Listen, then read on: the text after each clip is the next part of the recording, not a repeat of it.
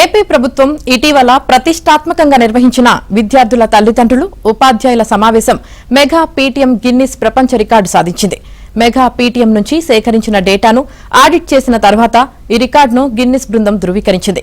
ఇందులో 3 ఫోటోగ్రాఫ్లు, ఒక వీడియో, తల్లిదండ్రులు, ఉపాధ్యాయుల సంఖ్య వివరాలు ఉన్నాయి. ప్రతి పాఠశాలలో డేటాకు ఆ బడికి సంబంధం లేని వ్యక్తులను సాక్షులుగా పరిగణించారు.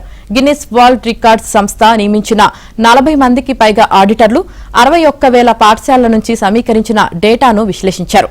గిన్నిస్ రికార్డు ధృవీకరణ పత్రాన్ని ఆగస్టు 2వ వారంలో అమరావతిలో జరిగే ప్రత్యేక కార్యక్రమంలో అందజేయనున్నారు.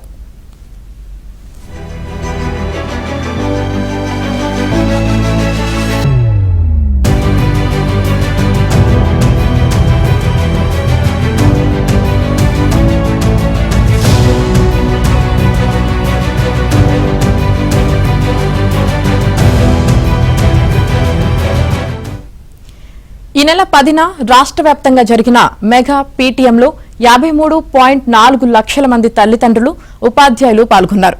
విద్యార్థులు, పూర్వ విద్యార్థులు, పాఠశాల యాజమాన్య కమిటీ సభ్యులు, ఇతర ఉద్యోగులు సహా మొత్తం 1.5 కోట్ల మంది మెగా పీటీఎంలో భాగస్వామ్యమయ్యారు.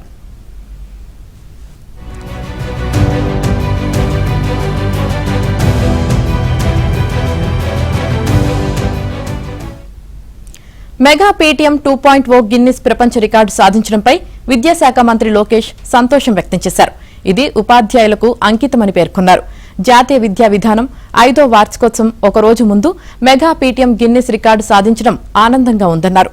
ప్రభుత్వ పాఠశాలల్లో ప్రపంచ స్థాయి ప్రమాణాలను తీసుకురావడానికి ప్రభుత్వం చేస్తున్న కృషికి ఇది గొప్ప ప్రోత్సాహంగా నిలుస్తుందన్నారు.